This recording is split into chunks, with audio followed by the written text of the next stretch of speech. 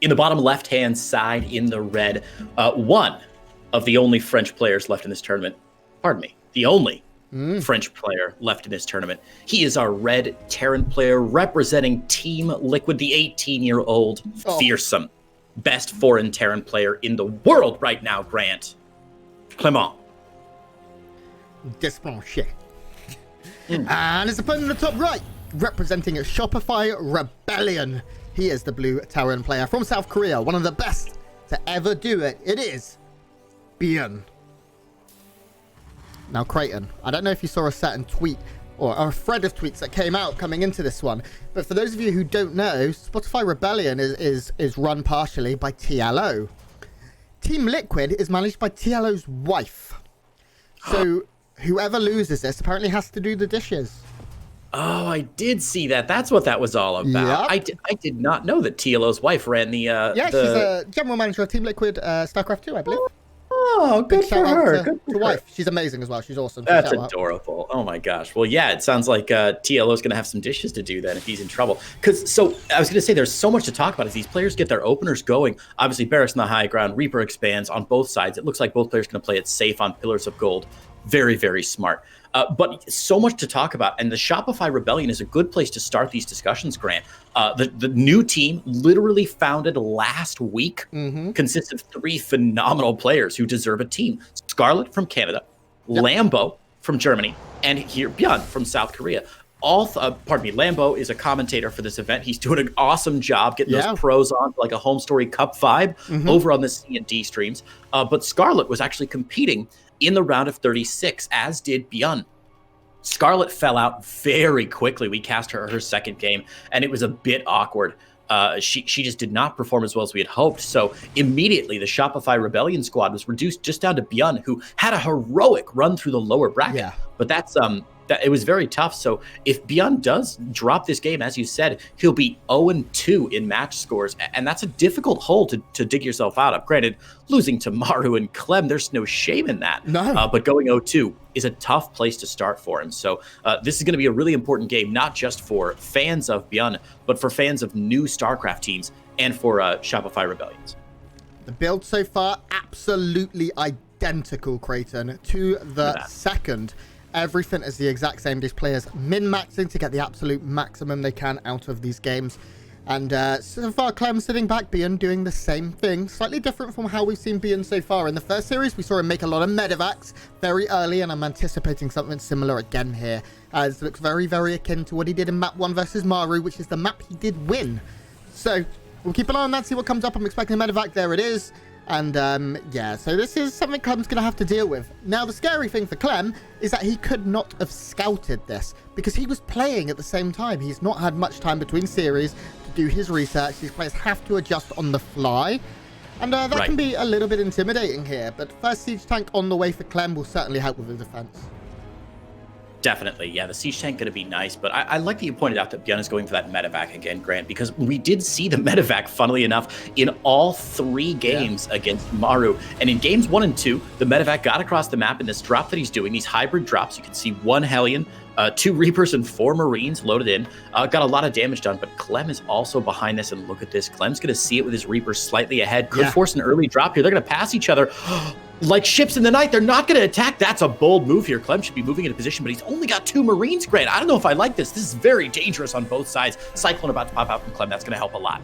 Yeah, SCV's probably going to have to be pulled here. Clem has a siege tank here, which is a big, big difference. Using this tank aggressively means he's going to be able to take control of the low ground much easier. He has a few Marines and a Cyclone at home. The Cyclone is going to be able to lock on. Very nice, cute pickup here from ByuN in order to save his units, but ByuN forced back. Clem still has control of this low ground. Yeah, this trade going much better for Clem than it did for ByuN, even though Clem's Cyclone wasn't able to lock onto that medevac for very long because of some really nice micro from Micro Jackson himself there. Looks like Clem will be able to force these units back. Cyclone lock on here for ByuN. ByuN trying to push back. Oh my god, the tank barely still alive. It'll get sniped down pretty quickly, I think. Oh my god, the Cyclone trapped body by its own unit. Oh my god, Clem's tank is still alive. That was so bad. So bad. That tank needed to die. It killed 4 or 5 extra units, and there's still a Marine with a dream here killing SCVs, with 2 Marines even, one hidden under that shade. This is awful now for ByuN. He is now down 8 workers. Clem picking up an early lead here with just superior control. His strategy working out very, very well. He gets another SCV. The low ground completely taken over here, and Clem is parade pushing across the map with the very few units he has. Those few units, though, twice that of what ByuN has, and ByuN is in a whole world of pain right now, Creighton. Yeah, this is awful. Even landed Vikings because Clem is like, why would I need anything in the air? What is your Raven gonna do? It doesn't have any energy. It just dropped an auto turret. One tank from ByuN. He needs to siege that tank up. I don't know why he's being so aggressive right now. ByuN, siege up, turtle, prey. Use your positioning advantage to your best, but Clem might just have too much. The Raven goes down, and Clem may be cleaned up here by the Banshee, which is gonna add considerable DPS. But the Cyclone and ByuN knows it. GG. That was a bloodbath by Clem. Despacito. That's all I have to say. Trying to dance, but I can dance about as well as the O gaming guys can dance. Dude, Funka has moves. I know what you're talking about. Wow. I know, I was amazed. Some of them I was like, oh damn, he's actually good. And then it was great because the guys who were obviously didn't have any movement capabilities like me, I was like, okay, this is objectively hilarious. I love it. It was so such a good music video. Good. But yes, Clem pulling off, Grant, we talked about this in the game number 1 with Maru and ByuN, where this is one of the reasons that I love TVT so much. There's always the danger of the game just ending. And a good Terran player knows when to get it in there and snap it off, and Clem absolutely did that. Yeah, that was so decisive, and that's what we've seen so far in the TVTs here on ESL_SC2B. Decisiveness wins you the games. ByuN, even when he saw that medevac, he kind of went back for a second, and Clem was unfaltering. He just charged forward over the hill into the battle, and it just worked out for him. And I mean, the tank surviving was the game-winning moment. It should have died. If it died, that follow-up attack did not work. ByuN could have tried to fight back, but it just managed to live a little bit too long, got a few extra hits in, killed a few extra SCVs, and Clem just moved across the map, as Clem does. He got just a few things and made a miracle happen. But we now have a reset. Being ready.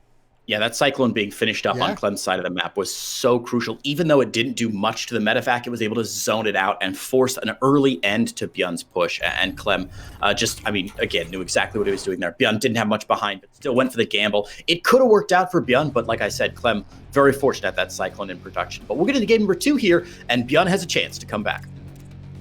Our first player in the bottom right, he is the player that needs to come back. Here, he does definitely not want to lose, let alone 2-0, representing Shopify Rebellion, the blue Terran player from South Korea. It is ByuN. And his opponent.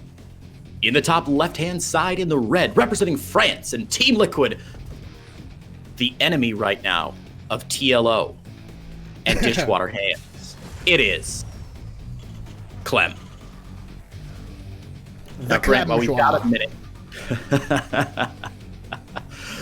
got a minute, let's talk a bit about the format of the tournament and the groups themselves. Obviously, 6-player groups, 3 players move on. But remember, in the first series, ByuN's match versus Maru was the only match to go to a game 3. So even though ByuN could be down 0-2 on match score, he does have at least 1 win on the map score. And we've both cast enough group stage tournaments to know that sometimes that makes all the difference at the end of the day.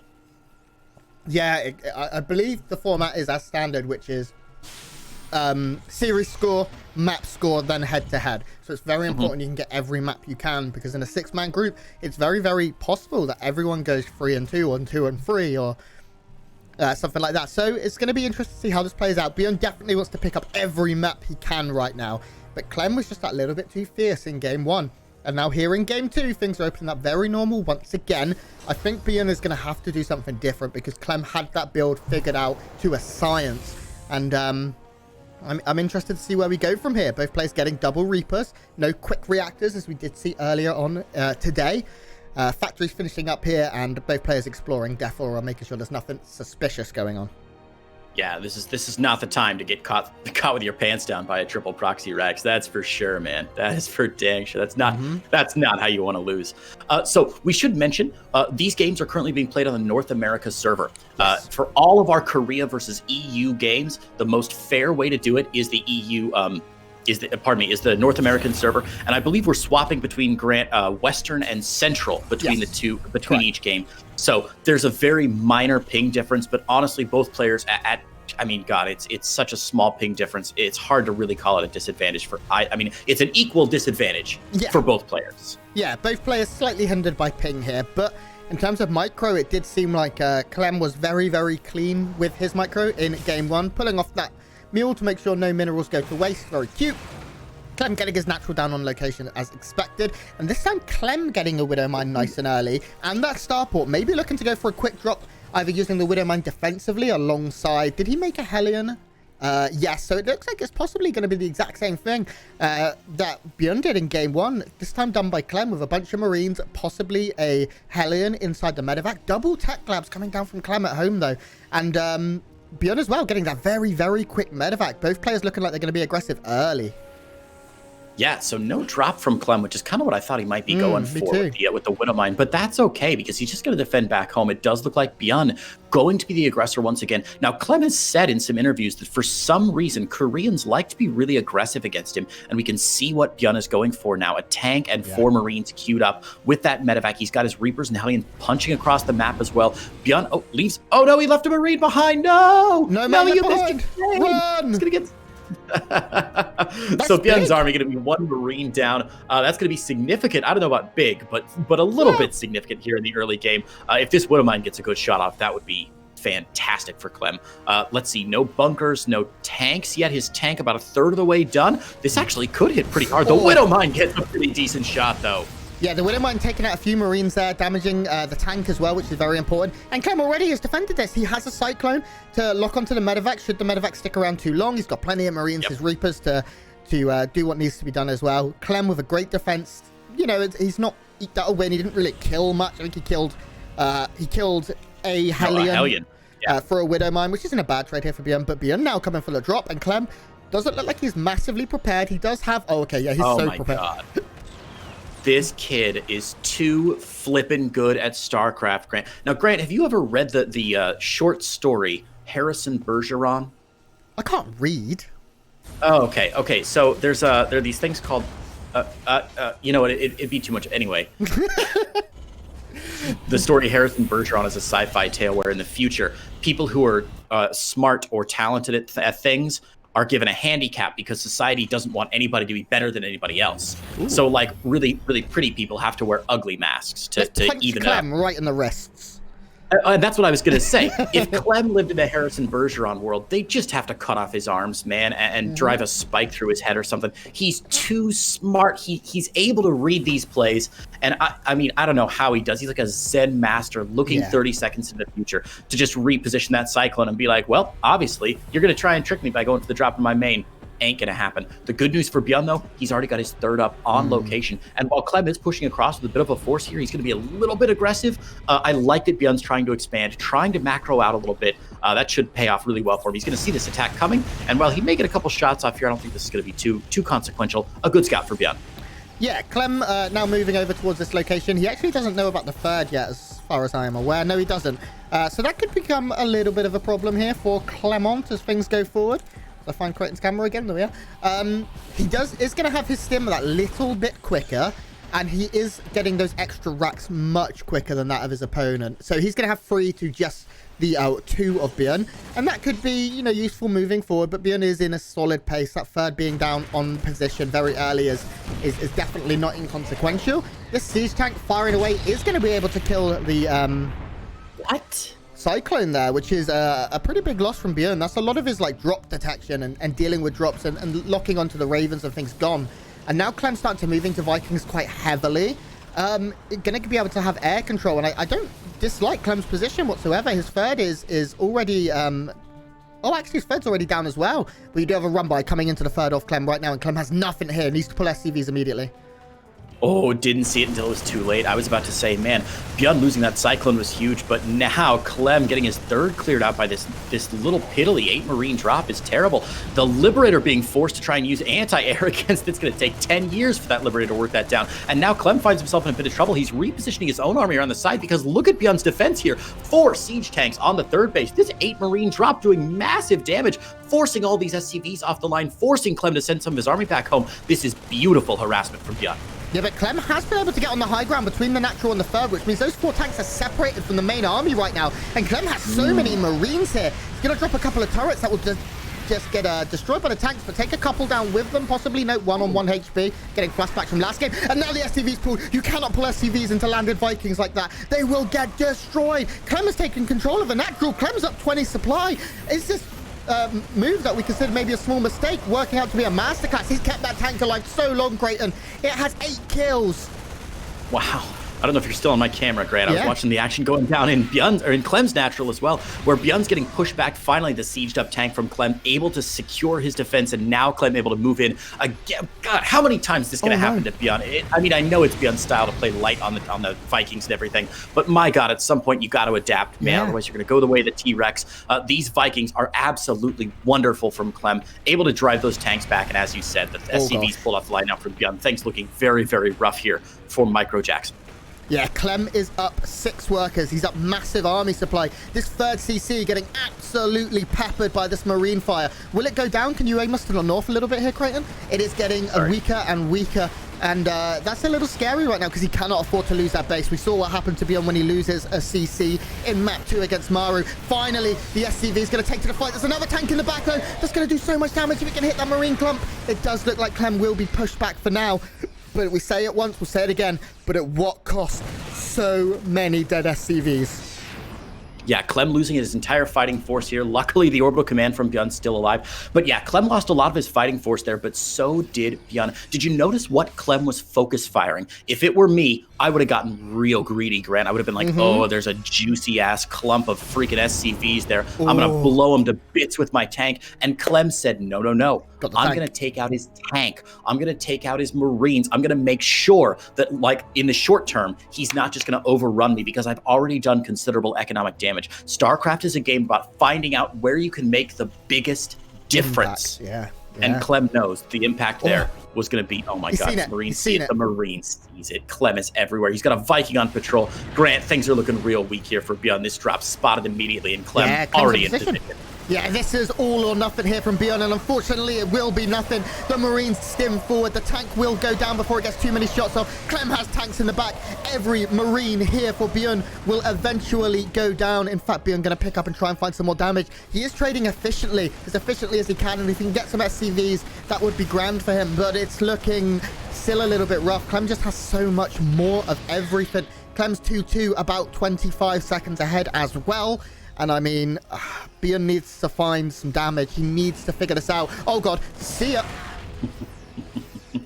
Man, can we just talk about Clem's decision-making again? His target firing, absolutely beautiful. Deciding, if you notice during that drop, the Marines from ByuN probably lasted a little longer than they should, considering that Clem had a tank in the main base, right? And the reason was because Clem was focus firing down the medevacs. Clem was like, ByuN, you're going to get in. You're not going to get out. He ensured maximum damage over the course of the entire battle, not just that little bit of a fight. Yeah, that was a call an ambulance, but not for me moment from Clem. He is now up massively. He has 8 Vikings to none. 2 Vikings to none, 8 medevacs to 2, 7 tanks to 3, and an equal Marine count, 7 extra SCVs. The Marine count for ByuN is still pretty good. He's managed to keep that amount healthy, but the siege tanks are going to be so intimidating. All of these medevacs that are going to be able to heal the Marines for a huge amount, and he does have a lot of energy on the medevacs too. And now we see that force starting to move across the map. Clem playing as safe as he can. He doesn't want to overcommit here. He doesn't want to make a mistake. It's very difficult. Of course, we see that ribbon with the supplies. Clem does not, but he's waiting for 2-2, and he's going to go. Yeah, very smart here. Very smart from Clem. Just being a little bit patient. Just being a little bit cautious. He's getting his 4th down as well as ByuN. So he's not like going all in. He's like, oh, I'm a little bit ahead, I'm gonna go nuts. No. He's got a fourth. He's playing this long term. Clem knows that he's in a decent enough position where he can invest economically and militarily, but this fighting force can be very, very difficult to deal with. The army supply wildly in favor of Clem, and ByuN has a lot on the other side of the map right now. This tiny fighting force not going to be enough, and with superior Viking count, Clem should be in great shape to tear down these tanks up on the high ground as well. Yeah. ByuN moving into the third base, though. Look at that. Yeah, but he's got plenty there. Clem also has added a Liberator to siege up those tanks and force them to sit further back, allowing Clem to make a further inroads. Neither player reproducing Ravens, which we did see Maru do. That's not going to be the case here. But look, the tanks now have to force back. That means Maru can move his... Clem can move his tanks forward. And with the Viking control, they're going to be able to start firing up onto the high ground. Oh, yeah, God. I mean, just have... Oh, the Marines moving into siege tank fire as well. ByuN making an uncharacteristic mistake. And Clem is going to jump on it. He knows the Marines are out of position. They're going to go for the Doom Drop into the natural grid. Yeah, this is insane. Clem actually was noticed pretty quickly. ByuN on top of his scouting and seeing that coming down means that Clem did have to get out, and it didn't end up working out for Clem there. ByuN actually now starting to produce a few Vikings of his own. They're trading 1-for-1 right now. Clem probably going to start making more Vikings if I were to guess, as he does have a great medevac count. He's adding on extra factories. He's getting his free, which has not yet been started by our blue Terran player. And as long as Clem doesn't, underutilize the air army, he should be completely fine. ByuN moving out, though. Very, very brave. Man, that was really interesting. ByuN was trying to go for a little bit of a flank there, and funnily enough, Clem had 3 medevacs up on the north side for some reason. I don't actually know why. He caught that flank coming, which ByuN had to go back. Really interesting. ByuN actually in a decent position here. Here's the flank. Only one tank. A couple out of tanks in the background, though, and Clem's Marines a little too far forward. Those Marines are able to get some good shots off of the tanks. Not getting focus fired down here by ByuN, who's going to lose a lot more than he needs to here. It's a bloodbath for Clem yet again. ByuN not focus firing those tanks in time, and they are getting a lot of shots off. Clem diving a little bit too deep here. Is he? And he's got the attack on the third as well. And this is just terrifying. In the words of Johan Merlo, look at the supply. Clem up 40. Looking to close it at 2-0. And he does. Clem undefeated.